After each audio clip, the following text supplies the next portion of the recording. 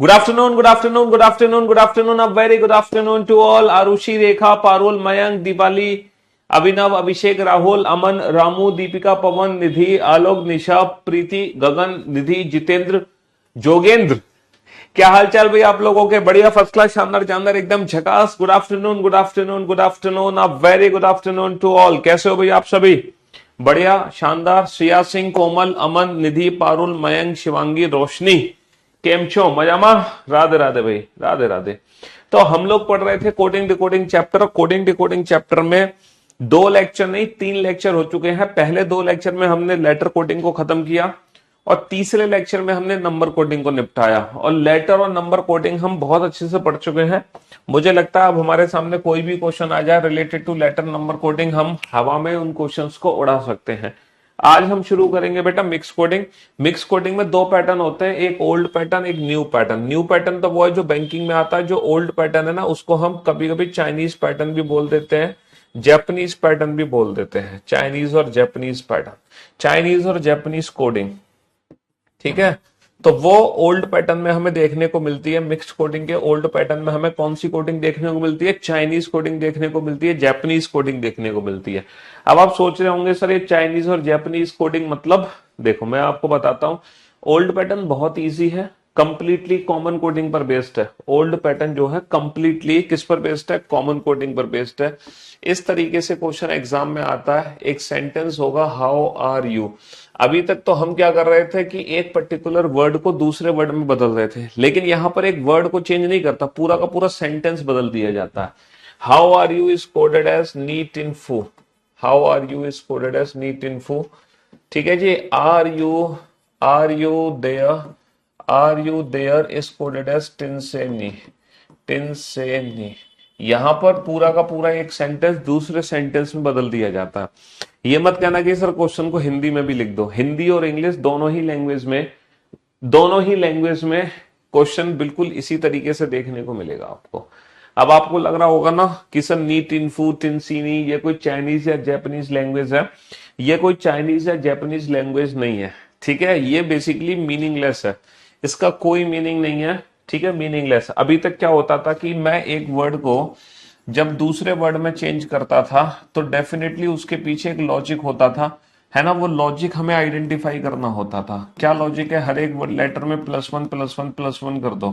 लेकिन यहां पर जब मैं एक वर्ड को किसी दूसरे वर्ड में बदलूंगा तो उसके पीछे कोई लॉजिक नहीं होगा। There is no logic. बिना लॉजिक के एक वर्ड दूसरे वर्ड में बदल दिया जाएगा। अच्छा, दूसरी चीज यह है कि ये क्वेश्चन पोजीशन बेस्ड नहीं होता। ये क्वेश्चन पोजीशन बेस्ड नहीं होता कि पहला वर्ड पहले वर्ड में बदला जाएगा, दूसरा दूसरे में, तीसरा तीसरे में। इसका मीनिंग एग्जैक्टली ये है कि ये जो हाउ वर्ड है ना, हाउ वर्ड, इन तीनों में से किसी भी वर्ड में बदला जा सकता है, ठीक है। ये जो हाउ वर्ड है इसकी कोडिंग नी भी हो सकती है, इसकी कोडिंग टिन भी हो सकती है, इसकी कोडिंग फू भी हो सकती है। लेकिन एक चीज याद रखना, अगर मान लो हाउ की कोडिंग नी है और अगर नीचे भी कहीं भी हाउ आ गया दोबारा से तो उसकी कोडिंग पक्का नी ही होगी। ऐसा नहीं होगा कि ऊपर तो हाउ की कोडिंग कुछ और है, नीचे हाउ की कोडिंग कुछ और है। तो ऊपर हाउ को मैं जिस वर्ड में बदलूंगा, नीचे भी हाउ को मैं उसी वर्ड में बदलूंगा। तो ये क्वेश्चन कैसे सॉल्व होते हैं? ये क्वेश्चन सॉल्व होते हैं बेटा कॉमन कोडिंग से। मैंने आपसे पूछा what is the coding for how. How की कोडिंग क्या है? पहला ऑप्शन है हाउ की कोडिंग नी है, हाउ की कोडिंग टिन है, हाउ की कोडिंग फू है, या फिर कैन नॉट बी डिटरमाइन, पता नहीं लगा सकते, है ना। तो इस क्वेश्चन को कैसे सॉल्व करेंगे? सर इस क्वेश्चन को सॉल्व करने के लिए हमें कॉमन कोडिंग की जरूरत है। कॉमन वर्ड्स पता लगाओ। अगर मैं लेफ्ट हैंड साइड को ध्यान से देख रहा हूं तो बेटा आर यू ऊपर भी है, आर यू नीचे भी है। 2 वर्ड है मेरे, आर यू, समझ रहे हो? आर यू वर्ड ऊपर भी है, आर यू वर्ड नीचे भी है। आर यू ऊपर भी है, जो पिछली क्लास से छूट गई है उनको वीकेंड्स पे कवर करना। अब देखो सैटरडे संडे की छुट्टी तुम्हें मिलेगी, 2 दिन का मोहलत मिलेगी, तो पुरानी क्लासेस का रिवीजन करना। आर यू बेटा ऊपर भी है, आर यू नीचे भी है। 2 वर्ड यहां पर है लेफ्ट हैंड साइड पे। अच्छा, आर और यू के जो कोड ऊपर है डेफिनेटली आर और यू के कोड नीचे भी मिलेंगे। नीचे कौन कौन से? नीट इन। तो हम कंफर्म कह सकते हैं कि ये जो आर और यू है इनकी कोडिंग किससे होगी? इनकी कोडिंग होगी नी और टिन से। आर और यू की कोडिंग बेटा किससे होगी? नी और टिन से होगी। तो ये जो हाउ वर्ड बचा ये हाउ वर्ड किसके लिए बचा बाबू? हाउ वर्ड फू के लिए बचा। हाउ वर्ड किसके लिए बचा? हाउ वर्ड फू के लिए बचा। खत्म कहानी। कितना आसान क्वेश्चन है। तो ये जो चाइनीज कोडिंग है, ये जो मिक्स कोडिंग का ओल्ड पैटर्न है, ये सबसे आसान है। मुझे नहीं लगता इससे आसान क्वेश्चन कुछ मिलेगा आपको, है। ये सबसे इजी है, बहुत इजी है, निहायत ही इजी, है ना। इतना आसान जिसकी कोई हद नहीं। ये बहुत इजी है मिक्स कोडिंग। अच्छा, एग्जाम में ये क्वेश्चन देखो कैसे सॉल्व होगा। एग्जाम में मैं आपको इस क्वेश्चन को सॉल्व करने का तरीका बताता हूँ, है ना। आपको कुछ सेकंड्स लगेंगे एग्जाम में इस क्वेश्चन को सॉल्व करने में, कुछ ही सेकंड्स लगेंगे। कैसे? जैसे एक सेंटेंस है, he is poor, he is poor is coded as लो पापे, लो पापे, ठीक है। She is rich, she is rich is coded as, she is rich is coded as pay to, pay to know, pay to know. She is rich is coded as pay to know. And and are are uh, we rich poor, we rich poor, we rich poor is coded as pa, pa, pano, panola, ठीक है। We rich poor is coded as पानोला, पानोला। We rich poor is coded as पानोला। अब exam में question आएगा, then what is the code for we. अब आपके सामने कुछ ऑप्शंस दिए होंगे, ठीक है। आपके सामने कुछ ऑप्शंस दिए होंगे, पा, नो, ला, टू, पा, नो, ला, टू। अब इनमें से एक ऑप्शन आपको चूज करना है। तो देखो, ये क्वेश्चन आप एग्जाम में कैसे सॉल्व करोगे, है ना। इस क्वेश्चन को एग्जाम में सॉल्व करने की ट्रिक क्या होगी, मैं आपको बताता हूं। पेपर में ये question without pen and paper कैसे सॉल्व होगा, ध्यान से सुनना और ध्यान से समझने की कोशिश करना। ये बताओ, ये जो वी वर्ड है, ये एग्जैक्टली इस सेंटेंस में है वी वर्ड। क्या वी वर्ड यहां पर है? सर यहां पर वी वर्ड नहीं है, यहां पे कहीं भी वी प्रेजेंट नहीं है। इसका मतलब यह है कि लो पापे, लो पापे, इनमें से कोई भी एक ऐसा वर्ड है जो वी को रिप्रेजेंट कर सकता है? कभी नहीं कर सकता, क्योंकि यहां पे वी वर्ड प्रेजेंट नहीं है। तो लो पापे वी को रिप्रेजेंट नहीं कर सकते, तो लो पापे को ऑप्शन में से हटा दो। देखो, लो को हटा दो, लो तो वर्ड है ही नहीं। पापे, पा है, पा को हटा दो। लो तो यहां पर है नहीं गई, है ना। पा था, पा को हटा दिया। पे यहाँ पे कहीं नहीं है, पे कोई बात नहीं। अच्छा, यहाँ पे शी इज रिच, क्या यहाँ पे वी वर्ड प्रेजेंट है? सर यहाँ पे वी वर्ड प्रेजेंट नहीं है। इसका मतलब पे टू नो में से कोई भी ऐसा वर्ड है जो कि वी को रिप्रेजेंट कर सकता है? नहीं कर सकता। तो बेटा पे को हटा दो, पे, पे ऑप्शन में नहीं दे रखा। टू को हटा दो, सर टू को हटा दिया। नो को हटा दो, सर नो को हटा दो। तो ऑप्शंस एलिमिनेट करने के बाद काम खत्म, खत्म। तो ये अप्रोच होनी चाहिए एग्जाम में। एग्जाम में कैसे सॉल्व करोगे इस क्वेश्चन को? ऑप्शन एलिमिनेशन ट्रिक से। हमें पता है कि वी वर्ड की कोचिंग पूछी जा रही है, तो जो वी वर्ड है बेटा वो पहले सेंटेंस में नहीं है, यानी कि ये तीनों वर्ड ऑप्शन में से हटा दो। वी वर्ड दूसरे सेंटेंस में नहीं है, ये तीनों वर्ड ऑप्शन में से हटा दो। जो बचा वो आंसर, जो बचा वो आंसर है हमारा। समझ गए? एग्जाम में विदाउट पेन एंड पेपर कैसे सॉल्व होगा ये क्वेश्चन, ठीक है। हम्म।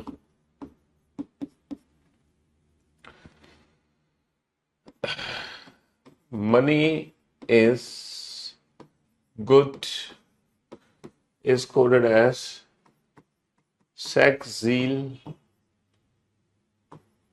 Mac. Money is good is coded as is health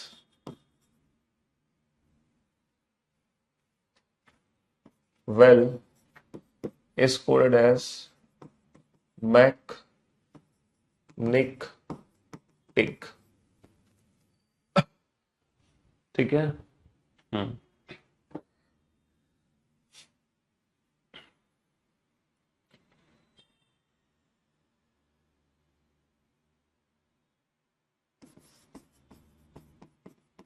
Practice are good, practice are good is coded as zil zeal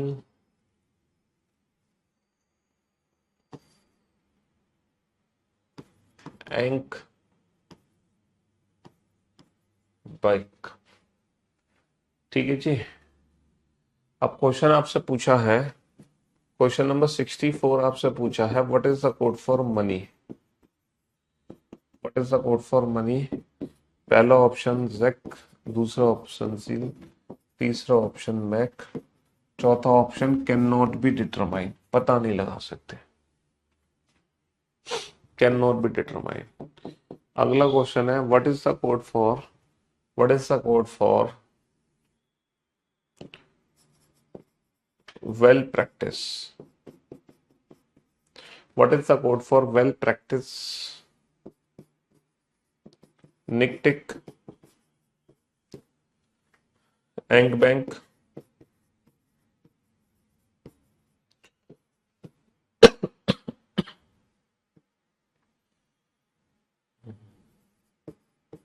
एंकनिक,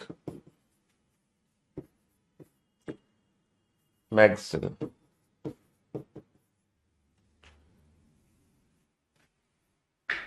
solve करो इन दोनों क्वेश्चन को जल्दी से।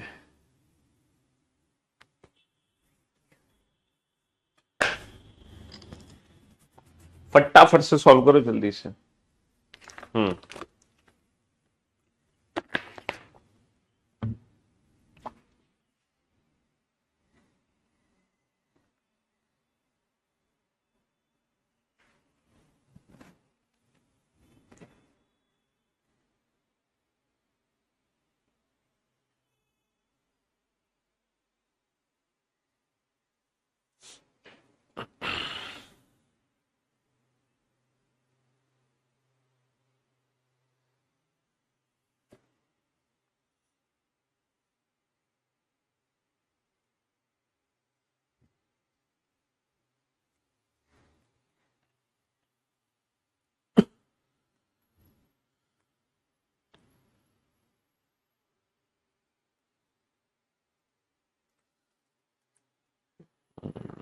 तो बेटा ये जो क्वेश्चन है ना, ये बहुत इजी क्वेश्चन है, बहुत इजी क्वेश्चन है, बहुत ही सिंपल क्वेश्चन है, simple.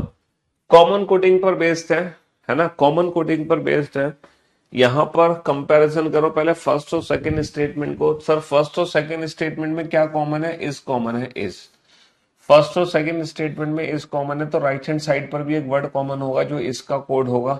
Sir right hand side में कॉमन है मैक। अच्छा फर्स्ट और थर्ड सेंटेंस को कंपेयर करो, फर्स्ट और थर्ड में क्या कॉमन है? गुड कॉमन है, तो राइट हैंड साइड पे कॉमन होगा जील।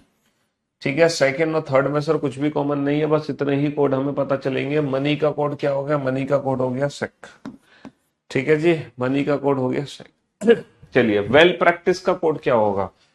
सर वेल का जो कोड है ना, वो निक टिक में से कुछ भी हो सकता है, हम डिफाइन नहीं कर सकते। वेल की जो कोडिंग है वो निक टिक में से कुछ भी हो सकती है। प्रैक्टिस का जो कोड है वो एंक बैंक में से कुछ भी हो सकता है, हम डिफाइन नहीं कर सकते। एंक बैंक में से कुछ भी हो सकता है, हम डिफाइन नहीं कर सकते प्रैक्टिस का कोड। तो ये जो क्वेश्चन है ना बेटा, ये क्वेश्चन कंप्लीटली ऑप्शन डिपेंडेंट है। ये क्वेश्चन कंप्लीटली ऑप्शन डिपेंडेंट है ना। इस क्वेश्चन का, हाँ बाइलिंगुअल है भाई, इस क्वेश्चन का परफेक्ट आंसर हम दे ही नहीं सकते। ये क्वेश्चन किस पे डिपेंड करेगा? ऑप्शन पे डिपेंड करेगा। इस क्वेश्चन का परफेक्ट आंसर नहीं दे सकते हम, ये ऑप्शन डिपेंडेंट क्वेश्चन है। हमारा वो ऑप्शन करेक्ट होगा जिस ऑप्शन में निक टिक में से कोई एक हो। निक टिक दोनों नहीं हो सकते। निक टिक में से कोई एक हो, निक टिक दोनों में से दोनों गायब हैं। निक टिक में से कोई एक हो, एंक बैंक में से कोई एक हो। तो ये क्वेश्चन कंप्लीटली ऑप्शन डिपेंडेंट है। इस क्वेश्चन के ना मल्टीपल आंसर्स है। इस क्वेश्चन के मल्टीपल आंसर है। वो ऑप्शन करेक्ट होगा जिस ऑप्शन में निक टिक में से कोई एक वर्ड हो, एंग बैंक में से कोई एक हो। तो ये जो चाइनीज कोडिंग है, जापानीज कोडिंग है, ये बहुत इजी होती है, बहुत ही आसान होती है ना, बहुत simple. She is good, she is good is coded as 1 2 3। Is he bad, is he bad is coded as 3 4 5, है ना। Are we good, are we good is coded as, are we good is coded as 267, are we good is coded as 267। Question number 66, question number 66, what is the code for she? Question number 67, what is the code for we bat? ये तो बिना option के नहीं कर पाओगे, we bat वाला question, तो इसमें तो हमें ऑप्शन की जरूरत है। 2 3 4 5 6 7 5 6,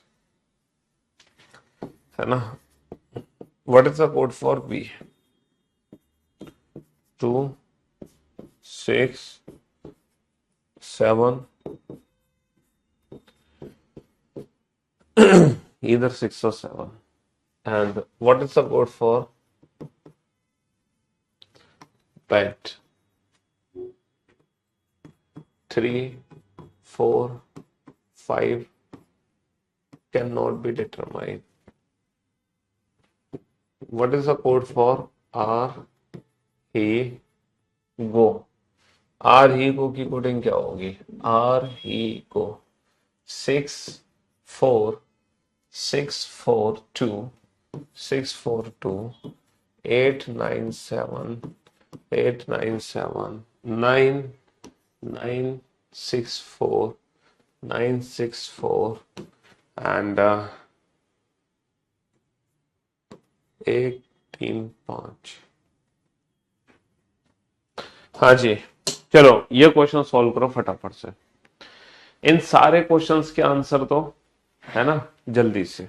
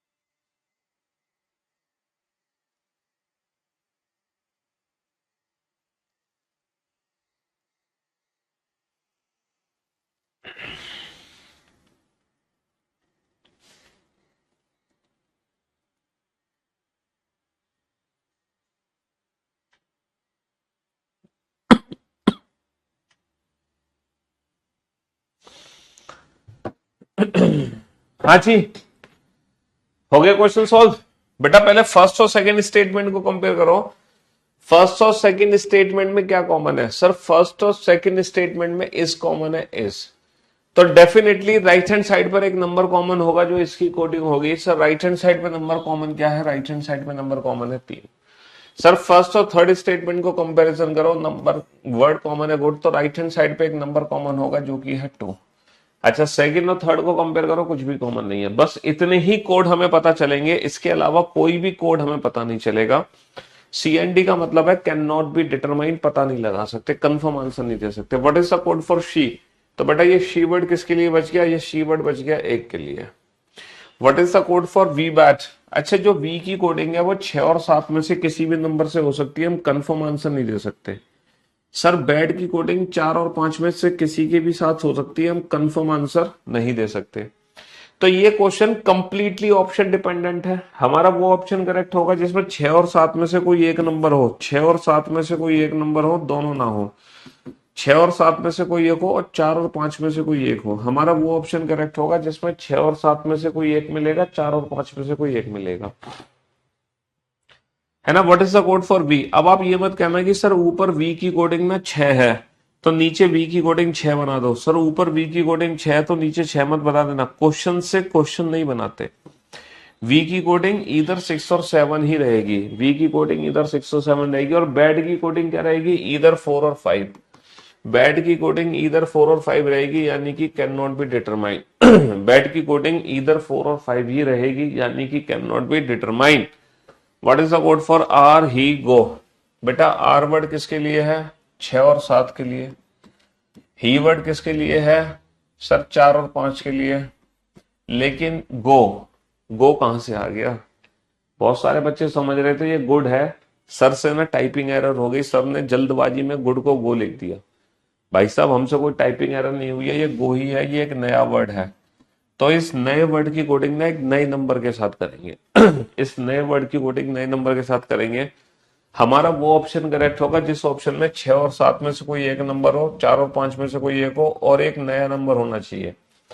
सर जो 2 है ना, 2 नंबर तो गुड को रिप्रेजेंट करेगा ना कि गो को। 6 और 7 में से 7 है, 4 और 5 में से कुछ भी नहीं है।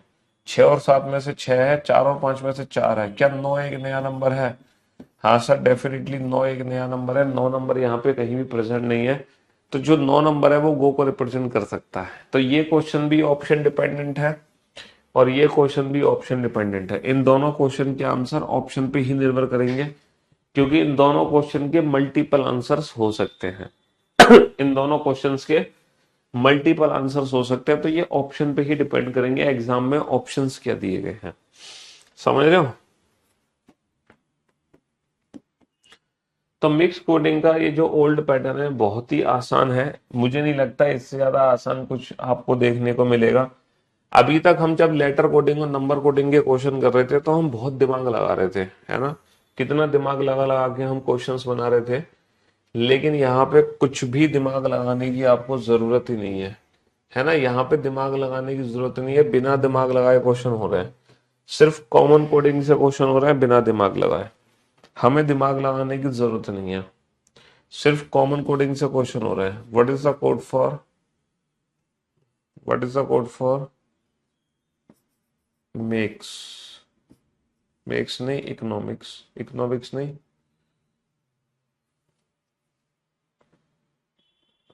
मेक्स। चलो what is the code for money? What is the code for demand only more? What is the code for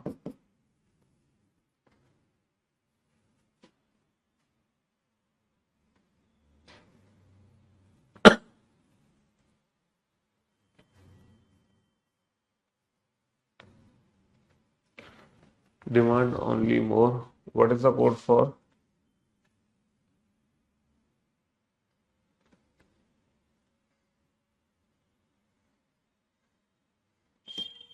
work and supply? And what is the code for supply.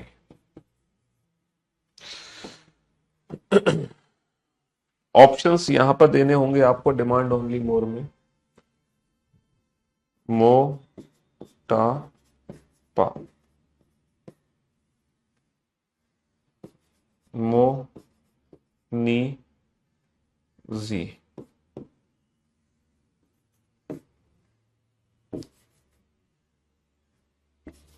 के I T O sorry T A और X I और का ला है।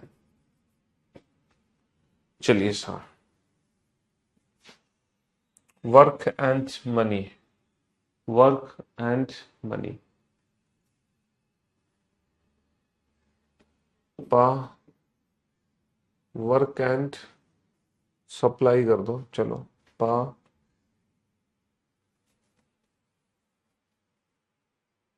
पाटा पाटा मो पा मोटा, ठीक है, पा मोटा पा पा मोली, ठीक है, और डी टी डी टी सी,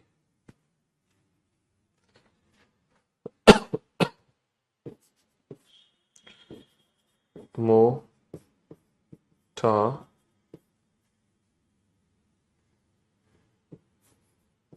पा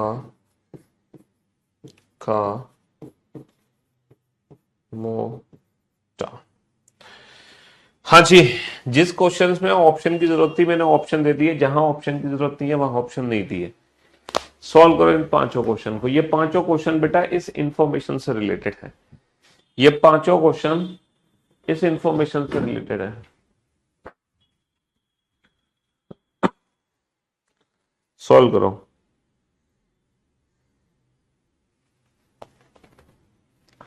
तसल्ली से सॉल्व करो, तसल्ली से, आराम से, इज्जत के साथ।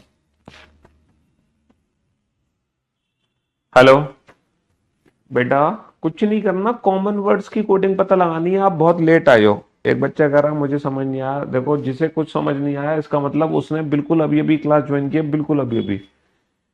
तो बेटा क्लास को जब स्टार्ट होती है ना, तो आप शुरू से क्लास को ज्वाइन किया करो। अच्छा ये बताओ, अगर आपने क्लास पहले से ज्वाइन करी थी तो पुराने जो अभी मिक्स कोडिंग के क्वेश्चन कराए थे वो समझ आ गए थे तुम्हें? हाँ, तो कुछ बच्चे बड़े इंटेलिजेंट होते हैं, वो तुरंत क्लास ज्वाइन करते हैं और क्लास ज्वाइन करते कह देते हैं सर मुझे कुछ समझ नहीं आया, ताकि मैं पूरा से फिर से रिपीट कर दूं दोबारा से और उनका रिवीजन हो जाए और बाकी बच्चों का नुकसान हो जाए। तो इतना ओवर इंटेलिजेंट बनने की बेटा जरूरत नहीं है, क्योंकि चौथी क्लास का बच्चा भी इन क्वेश्चंस को सॉल्व कर देगा। समझ रहे हो? चौथी क्लास का बालक भी। इन क्वेश्चंस में क्या है, कॉमन वर्ड्स ही तो है ना। लेफ्ट हैंड साइड पे जितने कॉमन है उतनी राइट हैंड साइड पे कॉमन है, बात खत्म।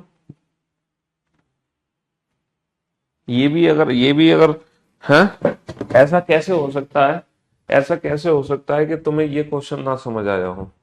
ऐसा कैसे हो सकता है कि तुम्हें ये क्वेश्चन ना समझ आया हो, तुम्हें ये क्वेश्चन ना समझ आया हो? और नहीं समझ आया तो तब से क्या सो रहे थे तुम? हैं? क्यों भाई? मतलब तुम्हें ये समझ नहीं आया कि यहाँ पर ये जो वर्ड कॉमन है इज, और राइट हैंड साइड पे जो मैक कॉमन है इसकी कोडिंग मैक से होगी। कॉमन कोड नहीं समझ आ रहा है, आर यू ऊपर नीचे भी है, नीट इन ऊपर नीचे भी है, तो हाउ की कोडिंग फू से होगी। ये नहीं समझ आ रहा तुम्हें? क्या नहीं समझ आ रहा है? क्यों भाई, क्या नहीं समझ आ रहा? तुम्हें ये नहीं पता are you is coded as neat in और यू इज कोडेड एज नी लो, तो तुम ये नहीं बता सकते यू की कोडिंग क्या है? तुम्हें ये नहीं समझ आ रहा यू की कोडिंग क्या होगी? क्यों भाई? यू ऊपर भी है, यू नीचे भी है, नी ऊपर भी है, नी नीचे भी है, तो डेफिनेटली यू की कोडिंग किससे होगी? नी से होगी। ये नहीं समझ आ रहा? इसी पर तो बेस्ड है सारे के सारे क्वेश्चन। क्या बात कर रहे हो तुम? हैं?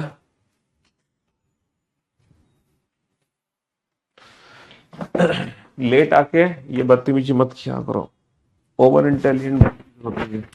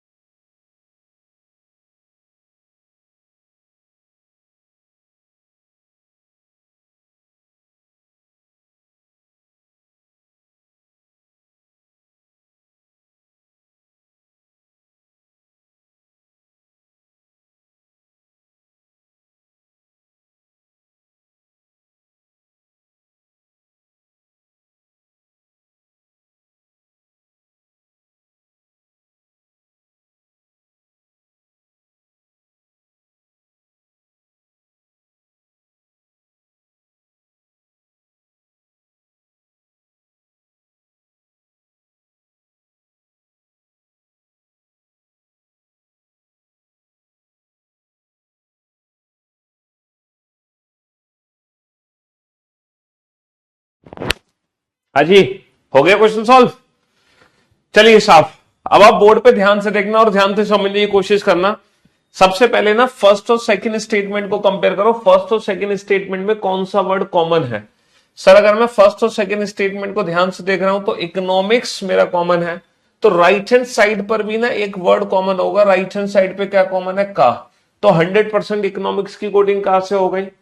अब फर्स्ट और थर्ड सेंटेंस को कंपेयर करो। फर्स्ट और थर्ड में क्या कॉमन है? मनी। देखो मनी यहां भी है, मनी यहां भी है, तो पहले सेंटेंस में भी मनी है, थर्ड सेंटेंस में मनी है, तो राइट हैंड साइड में डेफिनेटली एक वर्ड कॉमन होगा जो मनी को रिप्रेजेंट कर पा रहा होगा।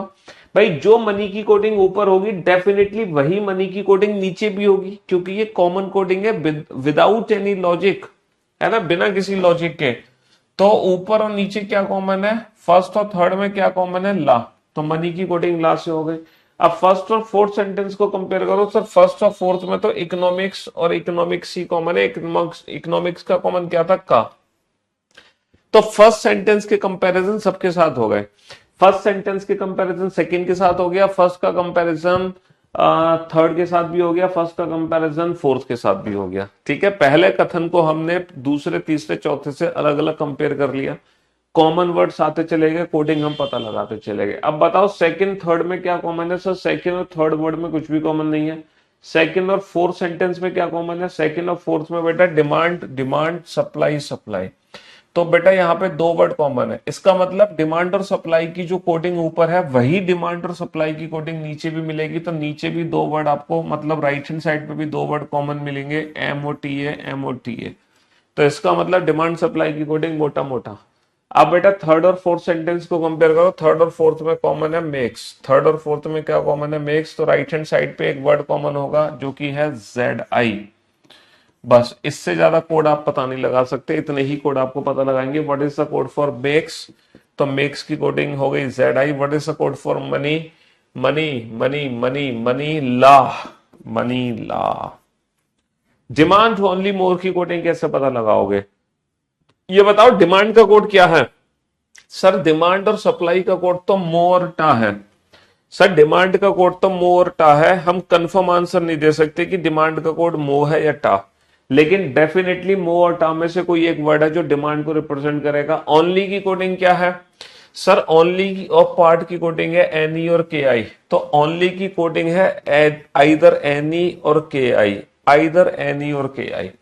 बट हम कंफर्म नहीं बता सकते कि क्या है। मोर सर एक नया वर्ड है। तो ये क्वेश्चन एक्सक्यूज मी सॉरी, तो ये क्वेश्चन कंप्लीटली ऑप्शन डिपेंडेंट है। ये कंप्लीटली ऑप्शन डिपेंडेंट है। हमारा वो ऑप्शन करेक्ट होगा जिस ऑप्शन में मो और टा में से कोई एक हो, दोनों वर्ड नहीं होने चाहिए। मो और टा में से कोई एक हो, एनी और KI में से कोई एक हो, और एक नया होना चाहिए। क्या ZI एक नया वर्ड है? सर जो ZI कोडिंग है वो तो मेक्स की है, ZI नया वर्ड नहीं है। सर मो और टा में से टा मिल गया, एनी और KI में से KI। क्या XI एक नया वर्ड है? जी हाँ, XI एक नया वर्ड है। ठीक है, तो ये क्वेश्चन कंप्लीटली ऑप्शन डिपेंडेंट है। Option third is the right answer. What is the code for work and supply? Sir work हमारे लिए एक नया वर्ड है। वर्क यहाँ पे कहीं भी दिया हुआ वर्ड नहीं है ना। एंड की कोडिंग क्या है? एंड। सर ये जो एंड वर्ड बचा हुआ है ये किसके लिए बचा है? पा के लिए। एंड वर्ड देखो, डिमांड सप्लाई की कोडिंग तो मोटा है, इकोनॉमिक्स की कोडिंग का है, तो पा किसके लिए बचा है? एंड के लिए। तो पा हो गई। अच्छा सप्लाई की कोडिंग क्या? डिमांड सप्लाई है, मो और टा, तो सप्लाई की कोडिंग है ईदर मो और टा। तो ये क्वेश्चन भी कंप्लीटली ऑप्शन डिपेंडेंट है। हमारा वो ऑप्शन करेक्ट होगा जिसमें मो और टा में से कोई एक वर्ड हो, मो और टा में से कोई एक हो, दोनों ना हो। मो और टा में से कोई एक हो, दोनों ना हो। मो और टा में से कोई एक है मो, उसके साथ होना चाहिए पा, और एक नया वर्ड होना चाहिए ली। ली सर एक नया वर्ड है, ली एक नया वर्ड है। तो option third is the right answer. Option third is the right answer. तो ये क्वेश्चन भी कंप्लीटली ऑप्शन डिपेंडेंट है, ये भी ऑप्शन डिपेंडेंट है। इसके फिक्स आंसर है। सप्लाई का कोड तो सर इधर मो और टा है, सप्लाई का कोड तो इधर मो और टा ही है। ठीक है, तो ये है मिक्स कोडिंग का ओल्ड पैटर्न, चाइनीज कोडिंग जिसको हम कह सकते हैं, और बहुत ही इजी कोडिंग होती है ये, बहुत ही सिंपल क्वेश्चन होता है, बहुत ही आसान। यूपीएससी के एग्जाम में, है ना, एक इस बार एक क्वेश्चन आया था। ठीक है, इस बार एक क्वेश्चन आया था और वो क्वेश्चन कुछ इस प्रकार है, बनाना जरा इस क्वेश्चन को। ये इस साल के आईएएस के पेपर का क्वेश्चन है, कोडिंग डिकोडिंग का। ठीक है, हाँ जी, बनाओ जरा इस क्वेश्चन को। ये मत कहना कि सर हिंदी में भी दिखा दो, आप पढ़ सकते हो, बड़ा आसान है। A B and C D are 2 digit number multiplying A B and C D, multiplying A B and C D results 3 digit number D E F. ठीक है, अच्छा, D E F adding D E F to another 3 digit number G H I. ठीक है, results in 975। ठीक है, further ABCD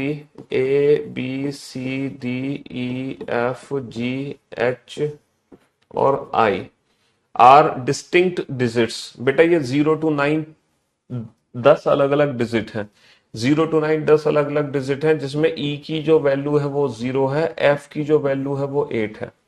तो आपको पता लगाना what is the value of A plus B plus C, A plus B plus C की value क्या होगी। जल्दी से आइडेंटिफाई करो फटाफट से। क्वेश्चन स्क्रीन नहीं दिखाई दे रहा, कोई दिक्कत नहीं है, स्क्रीन नहीं दिखाई दे रहा, कोई दिक्कत नहीं है ना। एक बच्चा कह रहा है क्वेश्चन से क्वेश्चन बना दो। सर यहाँ पे सप्लाई का कोड मो है, तो सप्लाई का कोड मो। देखो मैंने आपसे बोला ना, क्वेश्चन से क्वेश्चन नहीं बना सकते। 74 से 75 सॉल्व नहीं होगा, 75 इंडिविजुअल है, ये इंडिविजुअल क्वेश्चन है। यहाँ पर इधर मो और टाही आंसर रहेगा। ठीक है, फिक्स आंसर नहीं दे सकते 74 के अकॉर्डिंग। अगर आपको क्वेश्चन दिख भी नहीं रहा तो कोई दिक्कत नहीं है, मैंने क्वेश्चन पूछ लिया।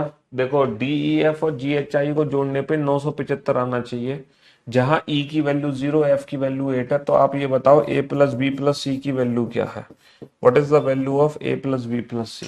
जल्दी से आइडेंटिफाई करो फटाफट से। और ये सबको ना 10 अलग अलग डिजिट है सबके पास, मतलब A 0 और 8 से रिप्रेजेंट नहीं हो सकता।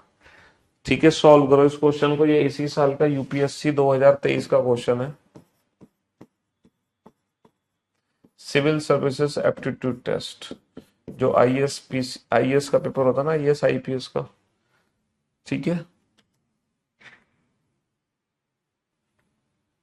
सॉल्व करो इस क्वेश्चन को, कैसे डील करोगे, बनाओ फटाफट से, जल्दी से।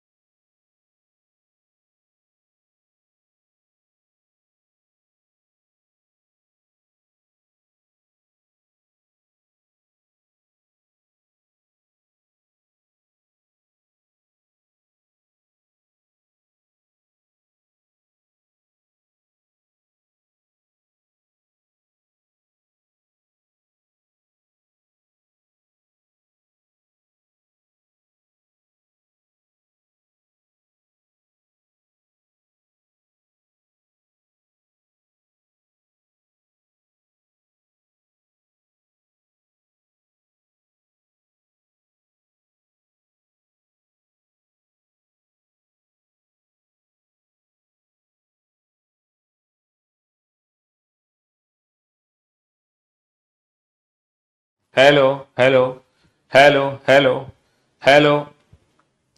क्वेश्चन पता है क्या है? क्वेश्चन ये है कि बेटा ये 9 लेटर है, ये सॉरी 9 लेटर है, और इन 9 लेटर को 9 अलग अलग डिजिट से रिप्रेजेंट किया गया है, 9 अलग अलग डिजिट से। किसी को 1, किसी को 2, किसी को 3, किसी को 4, किसी को 5, किसी को 6, किसी को 7, किसी को 8, किसी को 9। लेकिन हमें नहीं पता कि किस लेटर को किस नंबर से कोड किया गया है, हमें नहीं पता। बस हमें एक चीज पता है कि अगर मैं मान लो DEF और GHI को आपस में जोड़ूंगा तो उसकी वैल्यू 975 आनी चाहिए, उसकी वैल्यू 975 आनी चाहिए। अब आप ये मुझे एक बात बहुत ही सोच समझ के बताओ, F की वैल्यू 8 है, F की वैल्यू कितनी है, 8 है।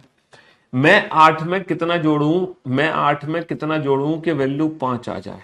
बेटा वो कौन सी संख्या है, वो कौन सी संख्या है, देखो हमें पता है F प्लस आई की वैल्यू कितनी है, 5 है, F की वैल्यू 8 है, तो बेटा I है ना, यहां पर कितना जोड़े, I की वैल्यू कितनी होनी चाहिए कि ये 5 आ जाए निकल के। अब आप कहोगे सर I की वैल्यू -3 हो गई, I की वैल्यू तो -3 हो गई, 8 माइनस का 3 5। भाई साहब माइनस का 3 नहीं है, इसका मतलब यानी कि ये वैल्यू 15 है, 15, क्योंकि डेफिनेटली यहां पे एक कैरी फॉरवर्ड हुआ है, 100% कैरी फॉरवर्ड हुआ है, क्योंकि 8 में ऐसी कोई भी संख्या नहीं है जो जुड़ के 5 दे सके। बेटा 8 में कोई भी ऐसी संख्या नहीं है जो जुड़ के 5 दे सके, है ना, यानी कि डेफिनेटली ये वैल्यू 15 होगी, 15, तभी तो 1 कैरी फॉरवर्ड हो जाएगा, तो यहां पे बचेगा 5। तो इसका मतलब यह है आई की वैल्यू 100% कितनी है, आई की वैल्यू 100% 7 है। सॉरी, आई की वैल्यू 100% 60 है, तो बेटा 8 और 7 हो गया 15, 1 कैरी फॉरवर्ड हो गया। अच्छा ई की वैल्यू कितनी है, 0, है ना। अब हमें क्या दे रखा है, ई प्लस एच की वैल्यू कितनी है, ई प्लस एच की वैल्यू 7 आ रही है, जहां पर ई की वैल्यू नहीं 1 कैरी फॉरवर्ड भी है, 1 प्लस ई प्लस एच की वैल्यू 7 है, 1 प्लस ई प्लस एच की वैल्यू 7 है, जहां पर ई की वैल्यू कितनी है, 0 है। अच्छा ये बताओ, अब ये वैल्यू कभी भी 7 होगी या 17, 17 हो सकती है।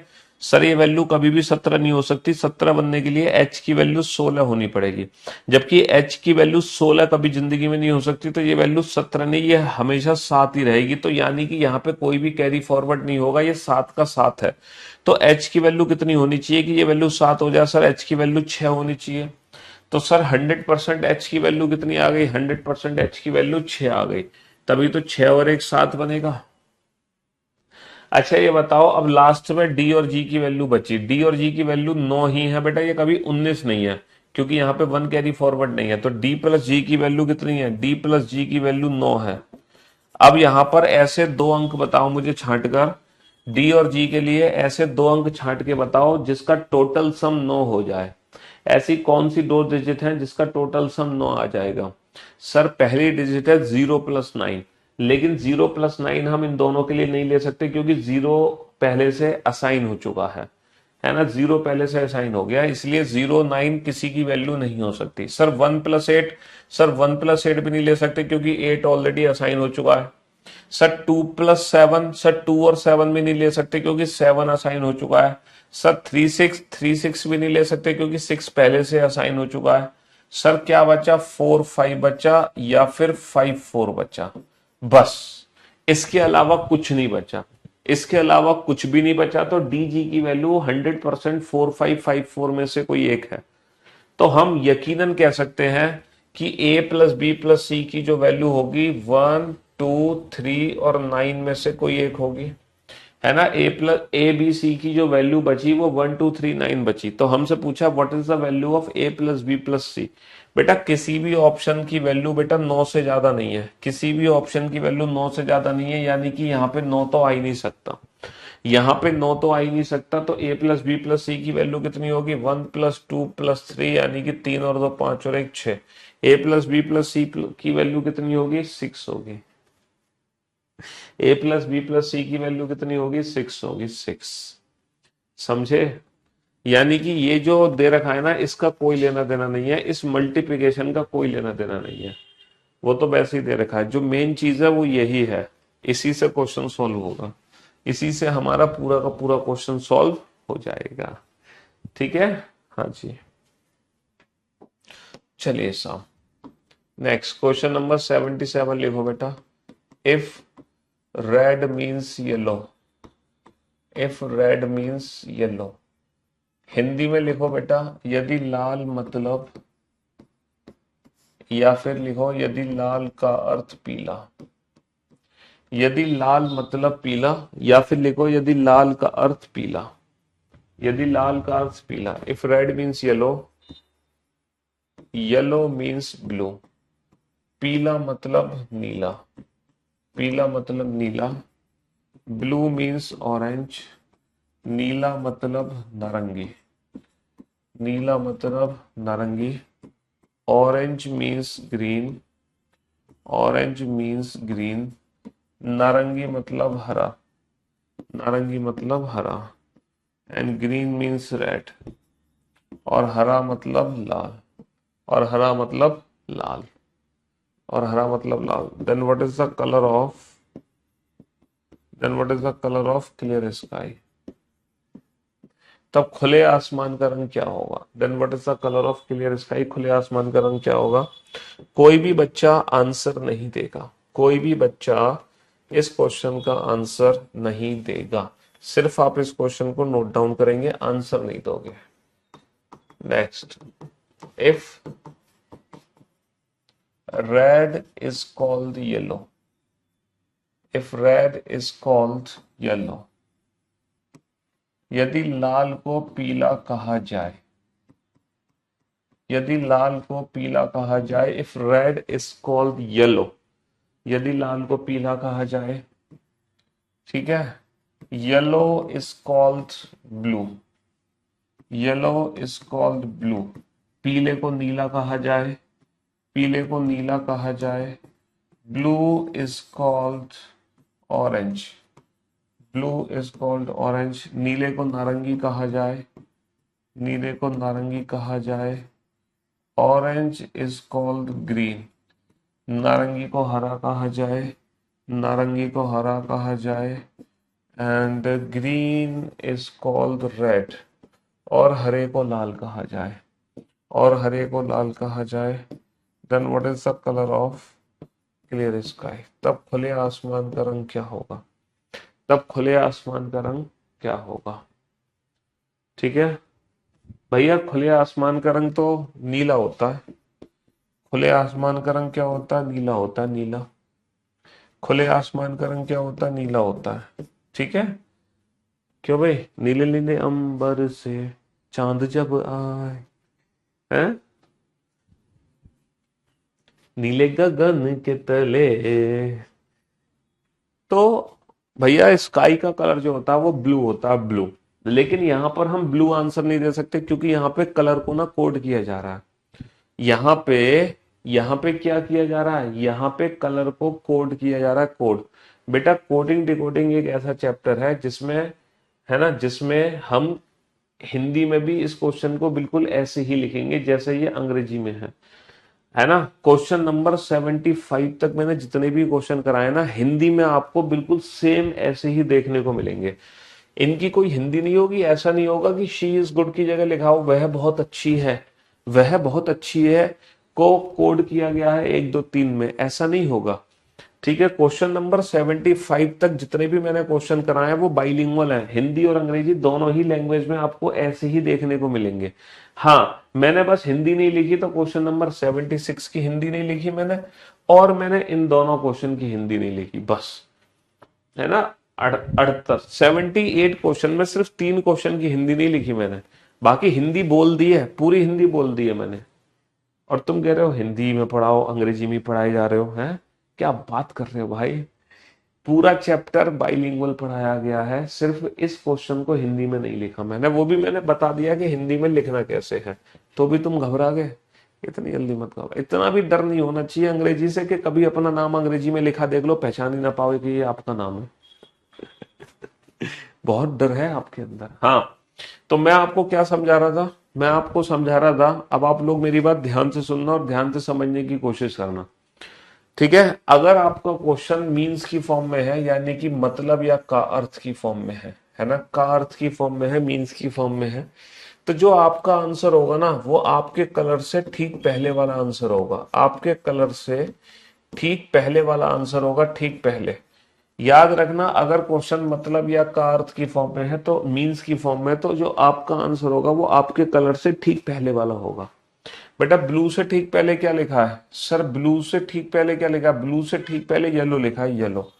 तो आपका आंसर हो गया येलो। ब्लू से ठीक पहले क्या लिखा है? येलो, है ना। अगर आपका क्वेश्चन मीन्स की फॉर्म में नहीं है तो आपका जो आंसर होगा वो आपके आपके आंसर से ठीक बाद वाला आंसर होगा, ठीक बाद वाला। तो बेटा ब्लू के ठीक बाद में क्या लिखा है, ब्लू के ठीक बाद में क्या लिखा है, ब्लू के ठीक बाद में लिखा है ऑरेंज, तो आपका आंसर होगा ऑरेंज। अब आप सोच रहे होंगे सर ऐसा हमने क्यों किया, तो मैं आपको समझाने की कोशिश करता हूं कि इसमें हम पहले वाला आंसर इसमें बाद वाला आंसर क्यों देते हैं, इसके पीछे का लॉजिक क्या है। भाई कोई तो लॉजिक होगा इसके पीछे का। चलो तो वो लॉजिक समझाने की मैं पूरी कोशिश करूंगा, समझ आ गया तो अच्छी बात है, नहीं समझ आया तो और अच्छी बात है। फिर तो बस तुम्हें ये याद रखना है कि आंसर हमेशा बाद वाला देना है, हमेशा बाद वाला आंसर देना है। ये तो सिर्फ स्पेशल केस है मीन्स का, वरना आंसर आपको हमेशा बाद वाला देना है। अब आप लोग मेरी बात ध्यान से सुनना और ध्यान से समझने की कोशिश करना। यहाँ पे कलर्स के डिब्बे रखे गए हैं, यहाँ पे कलर्स के डिब्बे रखे गए हैं, ठीक है। इस डिब्बे के अंदर एक कलर है, इसके भी अंदर कलर है, इसके भी अंदर कलर है, लेकिन इस पे मैंने रेड लिख दिया बिना देखे कि डिब्बे के अंदर कौन सा कलर है। मैंने देखा ही नहीं और अपनी मर्जी से रेड लिख दिया। मैंने इसके ऊपर येलो लिख दिया बिना ये जाने कि इसके अंदर कौन सा कलर है। मैंने इसके ऊपर ब्लू लिख दिया बिना ये जाने कि इसके अंदर कौन सा कलर है। मैंने इसके अंदर ऑरेंज लिख दिया बिना ये जाने कि इस डिब्बे के अंदर कौन सा कलर है। मैंने जानने की कोशिश नहीं करी कि डिब्बे के अंदर कौन सा कलर है, बट मैंने लिख दिया, अपनी मर्जी से लिख दिया, अंदाजे से लिख दिया। लेकिन अब ये बताओ अंदाजा तो सही होगा नहीं, तो एक्चुअल में ये सब गलत लिखा गया है नाम। तो नाम जो गलत लिखा गया है किस हिसाब से लिखा गया है, ऊपर तुम्हें बताया कि इस हिसाब से नाम गलत है कि रेड मीन्स येलो है। मतलब मैंने अपनी गलती सुधारने के लिए ये इंफॉर्मेशन आपको दे दी कि भैया रेड मीन्स येलो है, तुम लाल कलर का जो डिब्बा उठा रहे हो ना वो लाल नहीं है, एक्चुअल में रेड मीन्स क्या है, येलो। यानी कि जहां पे लाल लिखा गया है ना उसके अंदर तुम्हें पीला रंग मिलेगा। कौन सा रंग मिलेगा, रेड मीन्स येलो। यानी कि तुम लाल कलर का जो डिब्बा उठाओगे, जो तुम रेड कलर का डिब्बा उठाओगे वो एक्चुअल में रेड नहीं है, वो पीला है, येलो है, येलो है ना। तो रेड जहां लिखा गया है वहां कौन सा रंग है, उसके अंदर पीला रंग मिलेगा। अब तुम्हें नीले रंग का डिब्बा उठाना है, ये बताओ नीले रंग का डिब्बा उठाना है तो ब्लू कलर किसके अंदर है, ब्लू कलर किसके अंदर है ये बताओ, ब्लू कलर किसके अंदर मिलेगा, तुम्हें सोच के बताओ ब्लू कलर किसके अंदर मिलेगा। सर येलो मीन्स ब्लू, जहां येलो लिखा गया है उसका अर्थ है कि उसके अंदर ब्लू कलर मिलेगा। येलो मीन्स ब्लू, यानी कि जहां पीला लिखा गया है एक्चुअली जो तुम पीले रंग का डब्बा उठाओगे उसका अर्थ है नीला, यानी कि उसके अंदर मिलेगा नीला कलर। ब्लू कलर कहां मिलेगा, येलो के अंदर। येलो मीन्स ब्लू, तो जहां येलो लिखा गया है उसका अर्थ है नीला। समझे मीन्स में पहले वाला आंसर क्यों दिया। अभी इसको मिक्स मत करो, फिलहाल इसी पे ध्यान अटकाओ, मिक्स करोगे तो कंफ्यूज हो जाओगे। अभी फिलहाल इसी के बारे में सोचो। तो येलो मींस ब्लू है, तो जहां येलो कलर का डिब्बा है ना उसका अर्थ है उसके अंदर नीला रंग मिलेगा। बहुत बढ़िया। अब यही गलती मैंने यहां पे कर दी दोबारा से, मैंने बिना कलर देखे इनके ऊपर नाम लिख दिया बट इनके अंदर कोई और ही कलर है। अब मैंने गलती सुधारी इस सेंटेंस से, मैंने गलती सुधारी इस सेंटेंस से, रेड इज कॉल्ड येलो। मैंने इस सेंटेंस से गलती सुधारी कि जो लाल रंग है ना, लाल रंग जो रेड कलर है उसको एग्जैक्टली पीला कहा गया है। रेड इज कॉल्ड येलो, लाल रंग को पीला कहा गया है, रेड इज कॉल्ड येलो। लाल रंग को हम क्या कह रहे हैं, रेड कलर को हम कह रहे हैं कि भैया वो पीला रंग है। रेड इज कॉल्ड येलो, लाल रंग को पीला कहा गया है, लाल रंग को क्या कहा गया है, पीला कहा गया है। ठीक है, यानी कि रेड इज कॉल्ड येलो। तो कहने का मतलब है अगर तुम ये वाला डिब्बा उठाओगे ना येलो समझ के, तो बेसिकली इसके अंदर येलो नहीं है, इसके अंदर रेड कलर मिलेगा। क्यों, क्योंकि रेड इज कॉल्ड येलो, लाल रंग को ही हम पीला कह रहे हैं। तो जहां पे पीले रंग की चिट है वो एक्चुअली रेड कलर है। अब तुम्हें ब्लू कलर उठाना है, ब्लू कलर। तो बेटा ब्लू कलर कहां से मिलेगा ये बताओ।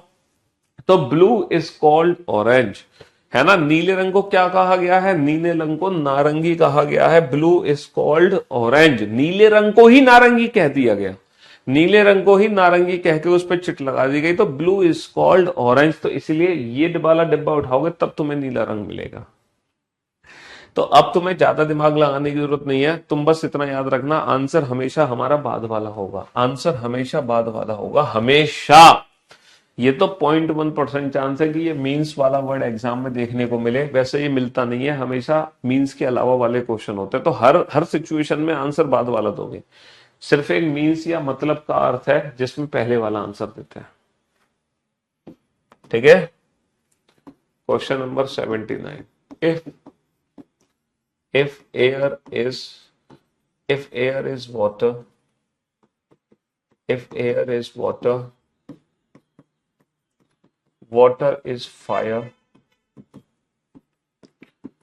fire is sun,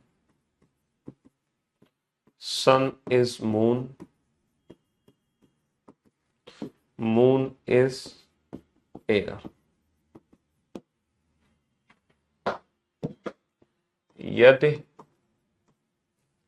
यदि अरे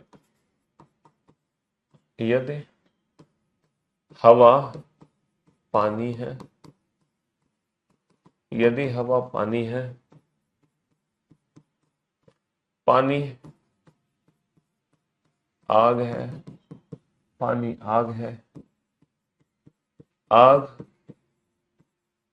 सूर्य है, आग सूर्य है, सूर्य चंद्रमा है, सूर्य चंद्रमा है, चंद्रमा चंद्रमा हवा है, चंद्रमा हवा है। तब मछली कहाँ रहती है? Then where does a fish live? Where does a fish live? मछली कहाँ रहती है? हाँ जी, मछली कहाँ रहती है? Where does a fish live? मछली कहाँ रहती है? हैं? आपने पोयम पढ़ी होगी बेटा बचपन में, मछली जल की रानी है, जीवन उसका पानी है, हाथ लगाओगे डर जाएगी, बाहर निकालोगे मर जाएगी। है तो मछली जल की रानी है, जीवन उसका पानी है। तो मछली कहाँ रहती है? मछली रहती है पानी में। Where does fish live? In a water. Where does fish live? भैया मछली कहाँ रहती है? पानी में रहती है। लेकिन इस क्वेश्चन का आंसर पानी तो हो नहीं सकता, इस क्वेश्चन का आंसर पानी तो हो नहीं सकता। क्या होगा इस क्वेश्चन का आंसर? सर हम अपना आंसर देंगे हमारे आंसर के बाद वाला। पानी के ठीक बाद में क्या है? पानी के ठीक बाद में है आग। तो बेटा मछली कहाँ रहती है? आग में। ये फ्राइड मछली है। मछली कहाँ रहती है? फायर में। ठीक है, ये मछली फ्राई हो गई, फिश फ्राई है, फिश फ्राई हो गई, फ्राई। चलिए, तो आज की सेवा हम यही समाप्त करेंगे। आज है वीकेंड का वार यानी कि फ्राइडे। अब हमारी मुलाकात होगी मंडे को, और मंडे को हम शुरू करेंगे कॉमन इसी का मिक्स कोडिंग का न्यू पैटर्न। और न्यू पैटर्न आप जानते हैं, न्यू पैटर्न है ना, अभी तक सिर्फ और सिर्फ बैंकिंग में आया है, उसके अलावा किसी और एग्जाम में नहीं पूछा गया है। तो मंडे को हम न्यू पैटर्न शुरू करेंगे। ठीक है, love you guys, love you all, take care, good bye, thank you so much, शुक्रिया।